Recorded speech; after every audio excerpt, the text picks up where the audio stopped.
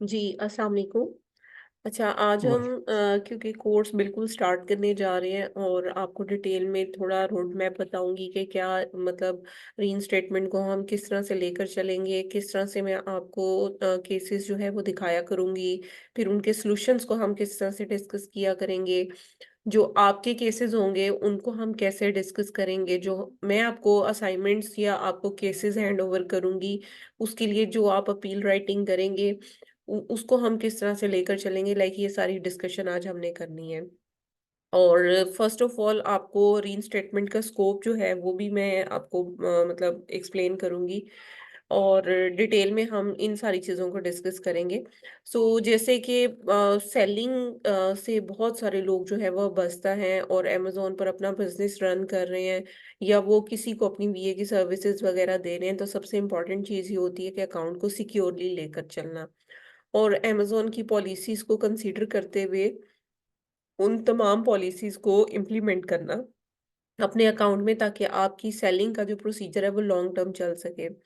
और अगर आप सेलिंग ऑब्वियसली मतलब सही तरीके से नहीं करेंगे, पॉलिसीज़ को फॉलो नहीं करेंगे, तो आपको बार-बार डीएक्टिवेशन फेस करनी पड़ सकती है।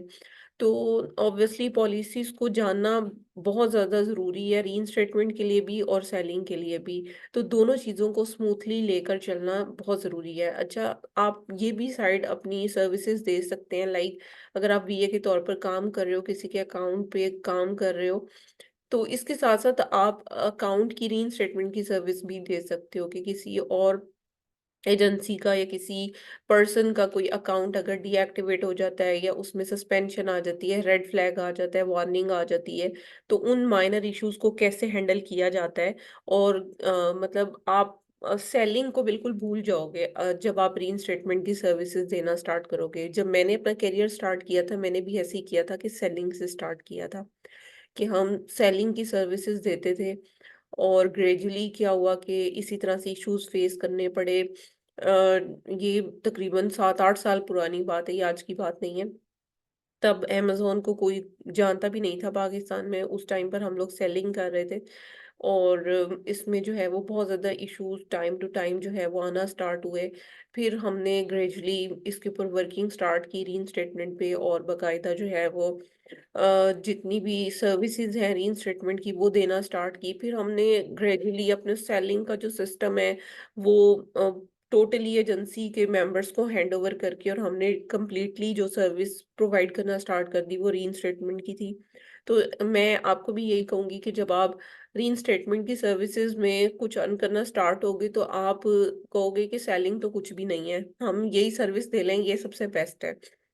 लेकिन वही बात है कि आपको इसकी अगर टेक्नीक समझ आ गई और सारी मतलब आप इसको अच्छे तरीके से अगर ग्रिप कर गए और अगर आप में राइटिंग एबिलिटी है और आप अपनी बात को अच्छी तरह से कन्विंस कर सकते हैं, अगर आप एविडेंसेस कलेक्ट कर सकते हैं, तो इन सारी सिचुएशन में आप बहुत जल्दी रीइंस्टेटमेंट की फील्ड में अपना नाम बना लेंगे।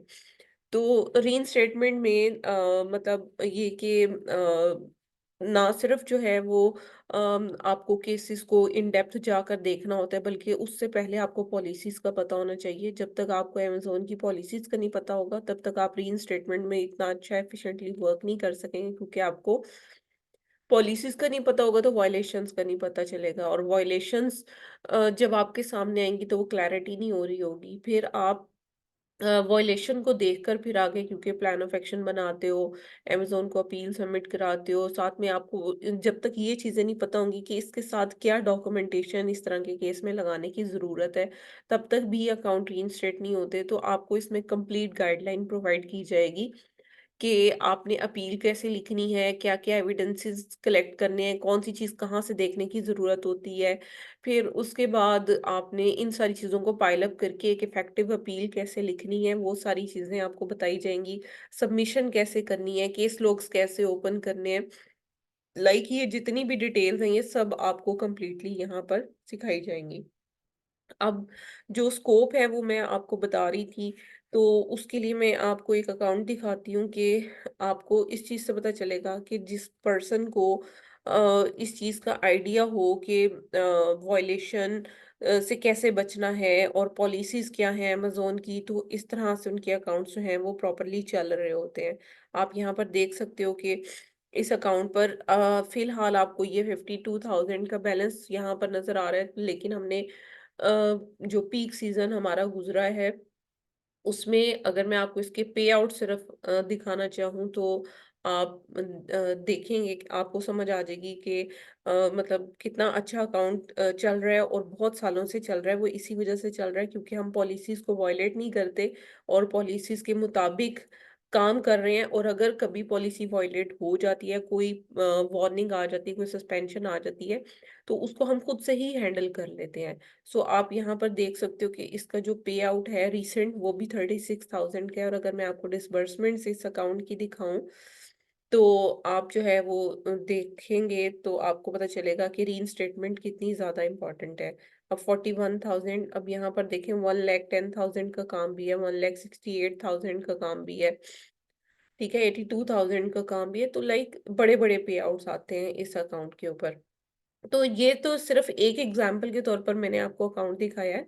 तो इस तरह के बहुत से अकाउंट्स हैं जो कि पॉलिसीज़ को वॉयलेट किए बगैर जो है लॉन्ग टर्म चल रहे हैं और उसमें अगर कोई इश्यू आता भी है तो उसको हम खुद से हैंडल कर लेते हैं। तो सबसे ज़्यादा इम्पोर्टेंट स्कोप इसका यही है कि अगर आप रीइंस्टेटमेंट सीख लेते हो तो एटलीस्ट जो अकाउंट आप हैंडल कर रहे हो वो परमानेंट आपके पास रहते हैं क्योंकि आप कंटिन्यूअसली उसके ऊपर सेफ तरीके से जो है वो काम कर रहे होते हो। और सेकंड स्कोप मैंने आपको बता दिया कि आप जो है अगर सेलिंग में बहुत ज़्यादा वो नहीं भी आप अर्न कर पा रहे क्योंकि ज़ाहिर बात है आप जनरेट करोगे तो फिर ही आपको रेवेन्यू या प्रॉफिट में से जो भी आपकी या सैलरी उसमें बहुत कम होती है और रीइंस्टेटमेंट की छोटी-छोटी सर्विसेज़ से आप अच्छा खासा पैसा जो है वो कमा लेते हो। तो इसमें अर्निंग पोटेंशियल इसका नो डाउट बहुत ज़्यादा है। आप एक अगर केस भी 1 मंथ में रिज़ॉल्व करते हो ना, तो आप अगर 2 या 3 अकाउंट रन कर रहे हो ना, तो उसके बराबर है उसके पैसे। ठीक है? तो इस चीज़ से आपको अंदाज़ा हो जाएगा।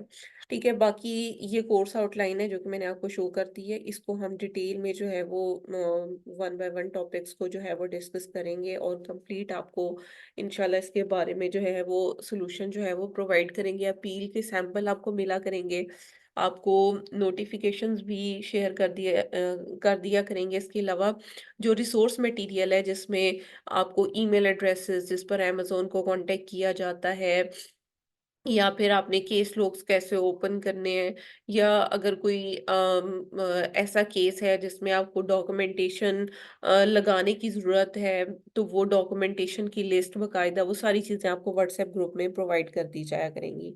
ठीक है, अब हमारा मेथड क्या होगा जिसके थ्रू हम इस सारे मतलब सिनेरियो को लेकर चलेंगे, वो मैं आपको डिटेल में डिस्कस कर लेते हैं आपके साथ।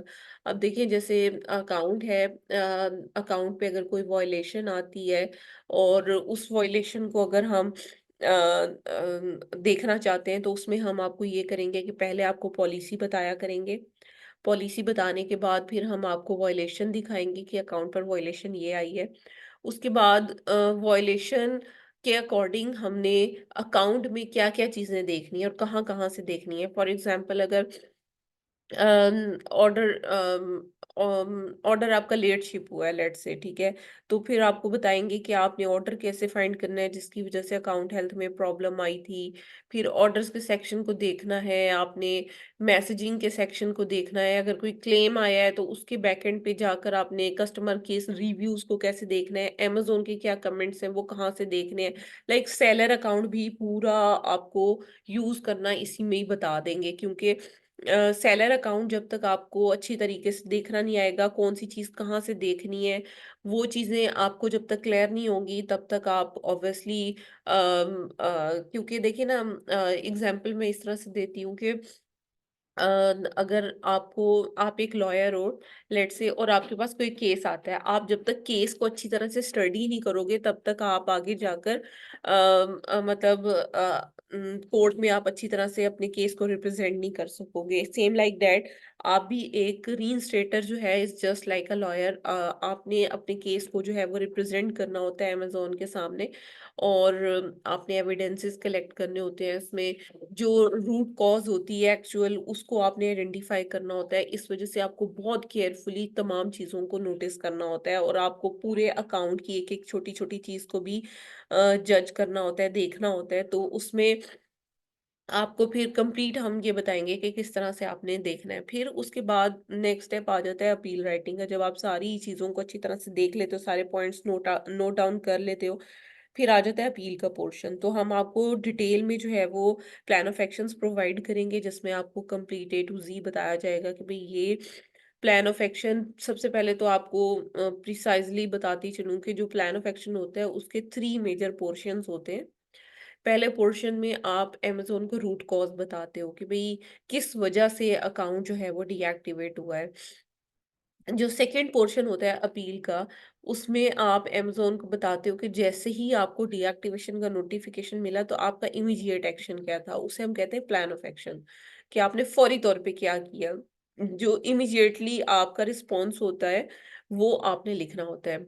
और फिर एक लॉन्ग टर्म आपको लिखने की ज़रूरत होती है, वो थर्ड पार्ट होता है, जिसमें आप लॉन्ग टर्म इस तरह के इश्यू को कैसे रोकोगे? क्या आपके स्टेप्स होंगे जिनके थ्रू आप फ्यूचर में इस तरह की वायलेशन को अगेन रिपीट होने से रोकोगे? तो उसको हम कहते हैं फ्यूचर प्रिवेंटिव्स। तो वो हमें लिखने होते हैं। तो आपको अपील राइटिंग किस तरह से इफेक्टिवली की जाती है, सैंपल्स उसके आपको प्रोवाइड किए जाएँगे, फिर उन सैंपल्स में अल्टरेशन एज़ पर अकाउंट वो आपको बताई जाएगी कि आपने कैसे करनी है। किस सिचुएशन में आपको किस तरह के पॉइंट्स ऐड करने की ज़रूरत है, वो हम डिस्कस कर लिया करेंगे। उसके बाद अपील राइटिंग के बाद अगर किसी अकाउंट हेल्थ सपोर्ट टीम से बात करनी है, तो वो आप किस तरह से करोगे? अगर केस लोग कहीं पर ओपन करने की ज़रूरत है, तो वहाँ पे आपको गाइड किया जाएगा कि आपने किस तरह से करना है। बाकी एक चीज़ और होती है कि कुछ अपील्स ऐसी होती हैं जो आपको सेलर अकाउंट से सबमिट करानी होती है, और कुछ अपील्स ऐसी भी होती हैं जो कि आपको रजिस्टर्ड ईमेल एड्रेस से करवानी पड़ती है, यानी कि जिस अकाउंट पे डीएक्टिवेशन आई है, वो अकाउंट जिस ईमेल पर साइन अप हुआ होता है, उस ईमेल के थ्रू कुछ सबमिशंस करवानी होती हैं। तो आपको ये भी बताया जाएगा कि किस किस केस में आपको कहाँ से सबमिशन करवाने की ज़रूरत है, ठीक है? फिर अगर आपको इस अपील सबमिशन के बाद अगर नेगेटिव आपको रिस्पॉन्स आता है, तो आपने उसको फिर नेक्स्ट उसका क्या प्लान होगा, वो आपको डिटेल में बताया जाएगा, ठीक है? तो लाइक कहने का मकसद ये है कि ये आपको कंप्लीटली इस तरह से यहाँ पर सिखाया जाएगा। उसके बाद ये होगा कि कुछ केसेस अगर हमारे पास अवेलेबल होंगे, जैसे इनऑथेंटिसिटी आजकल बहुत ज़्यादा है। यूके में काफ़ी ज़्यादा इश्यूज़ आ रहे हैं, वो हम डिस्कस करेंगे। जैसे सऊदीया में अमेज़न जो है उसकी पॉलिसीज़ चेंज हो गई हैं, वो हम डिस्कस करेंगे। यूएई में किस तरह के मसाइल आ रहे हैं, वो हम डिस्कस करेंगे। तो लाइक जनरल डिस्कशंस भी हमारी पॉलिसीज़ से रिगार्डिंग होती जाया करेगी। तो इस तरीके से हम आपको कंप्लीटली इसमें ए टू ज़ी गाइड करेंगे कि आपने कैसे रीइंस्टेटमेंट में अपने आप को एक्सपर्ट करना है, और ऑब्वियसली एक्सपर्ट अपने आप को बनाने के लिए आपको खुद भी एफर्ट करनी पड़ती है। ये नहीं होता कि सारा कुछ आपको जो है वो हम सिखा दें, लेकिन जब जब तक आप खुद नहीं उसको करेंगे, जब तक आप फील्ड में प्रैक्टिकली एंटर नहीं होंगे, तब तक जो है वो अच्छा वही बात है कि फेलियर का जब तक आपको सामना नहीं करना पड़ेगा ना, तब तक आप सक्सेसफुल नहीं होंगे। तो बहुत सारे लोग जो हैं वो यही मतलब हो रहे होते हैं कि भई हमने अपील की, अच्छा रिजेक्ट हो गई। तो मैं कहती हूँ कि रिजेक्ट होगी तो सो व्हाट, हम लोग अभी तक जो है वो अपील करते हैं तो रिजेक्ट हो जाती है, नो मैटर्स। आप देखो कि उसको कहाँ पे उसका वीक एरिया, उसका एरिया ऑफ इम्प्रूवमेंट क्या होना चाहिए, तो सक्सेसफुल हो जाते हैं फिर। तो मतलब ये कि ज़रूरी नहीं होता कि हर केस आप रिप्रेज़ेंट करें और हर केस विन भी करें।